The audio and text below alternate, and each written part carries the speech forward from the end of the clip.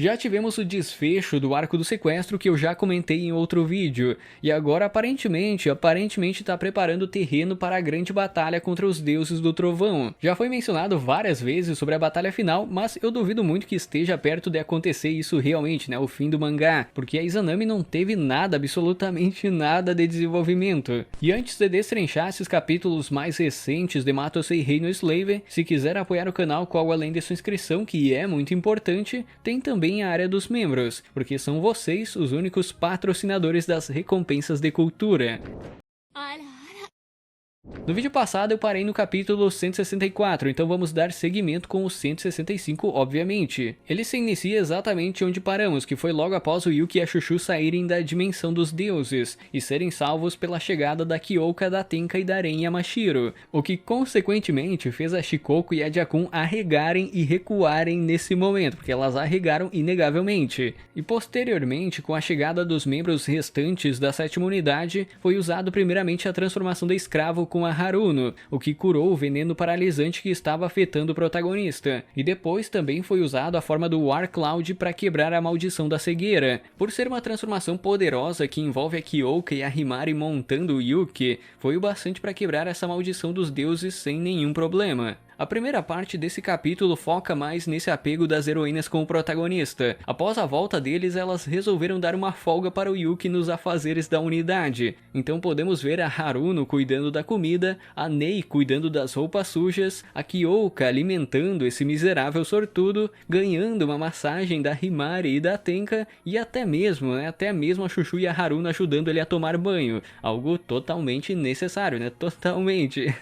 O cara saiu do paraíso com as deusas pra ficar em outro paraíso com as heroínas do corpo antidemônio. É incrível a sorte que ele tem, é incrível isso. É literalmente, como eu sempre falo, parece que o Yuki não conhece o sabor de uma derrota, porque no fim, ele sempre vai sair ganhando de alguma forma. Além disso, após essa cena do banho, é interessante notar uma conversa que ele teve com a Chuchu, que estava secando o cabelo dele. O Yuki pede desculpas por estar incomodando elas com todas essas recompensas, mas a Chuchu deixa claro que isso não é realmente um problema, que está tudo bem. E nesse momento ela sem querer fala que é pelo bem do seu amado Yukizinho. Ela deixou esse sentimento de amor sair junto com essas palavras, e quando o protagonista notou isso, a Chuchu simplesmente se corrigiu falando que a sétima unidade é uma divisão de amor e coragem, né? Ela não quis ir até o final. No caso é interessante sempre ver que a Chuchu claramente gosta do Yuki, mas ela não consegue expressar isso abertamente pra ele, assim como a Tenka costuma fazer. Ela até percebeu, né, posteriormente ela percebeu que poderia ter sido uma boa oportunidade de se declarar, mas ao mesmo tempo ainda falta coragem. A Chuchu me lembra bastante a Tenka no quesito do romance, mas ela é uma Tenka mais medrosa, é uma heroína que não consegue expressar isso abertamente. E mais tarde, antes de dormirem, nesse mesmo capítulo, o protagonista mencionou para Kyoka que ele recebeu a essência de mais deuses do trovão, o que acaba deixando ela com um pouco de ciúmes, e também estranhou o fato da Jakun ter feito isso.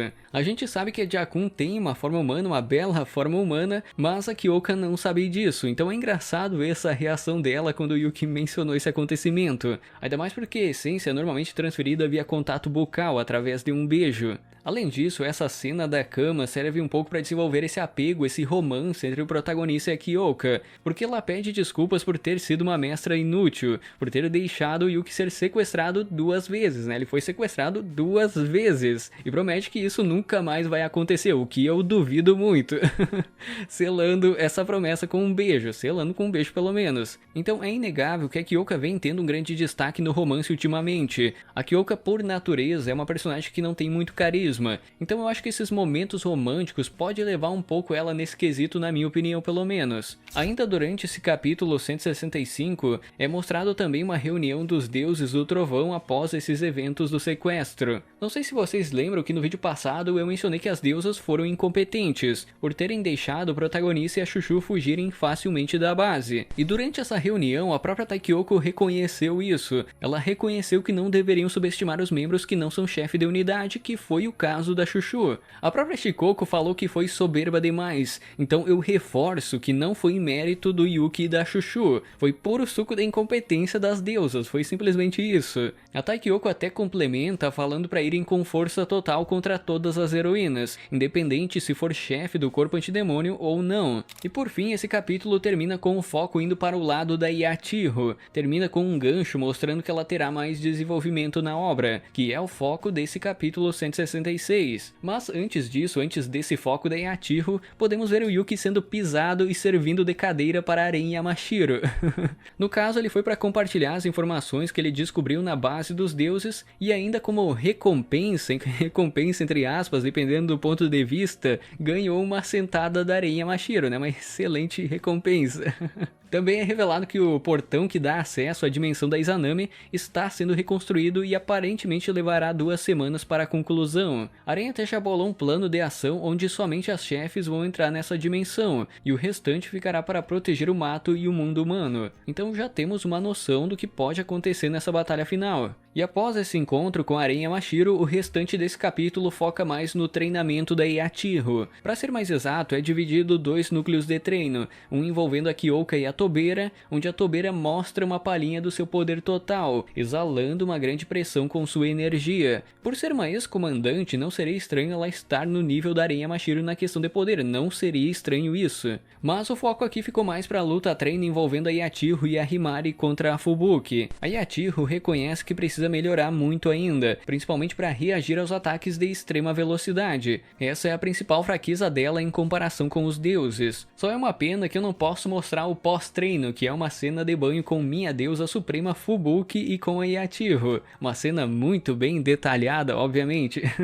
Onde a Fubuki comenta que está gostando do progresso dela no treinamento, então ela vem tendo uma boa evolução nisso. E por fim, para finalizar o capítulo 166, durante a noite a Yachiho acaba dando flagra na Himari dando uma recompensa para o Yuki. A questão aqui é que a gente sabe que a Yachiho é literalmente uma Siscon, então inegavelmente ela ficou surpresa com essa situação Ichi envolvendo os dois, né, antes de dormirem. O início do capítulo 167 tem como foco os pensamentos da Yachiho sobre o relacionamento de sua irmã com o protagonista. Apesar dela ser uma doida varrida se tratando da Himari de ser uma Siscon, ela reconhece que ter o Yuki na família Azuma poderia trazer mais benefícios para todos os membros. Ela reconhece isso. A Yachiho é uma das poucas heroínas que não tem interesse romântico no protagonista. Ela já deixou claro que vê ele apenas como um irmãozinho, então ela foge um pouco da curva nisso. Particularmente eu não sou um grande fã da Yachiho, mas eu reconheço que em termos de poder de batalha ela é uma personagem essencial. A habilidade de retroceder o tempo que ela aprimorou nesse treinamento com a Fubuki pode ser uma chave importante nessa batalha final contra as deusas. Mas o que mais me chamou a atenção nem foi esse desenvolvimento da Yachiho nesses 2 capítulos, e sim a reunião entre a Kyoka, a Tobera e a Fubuki.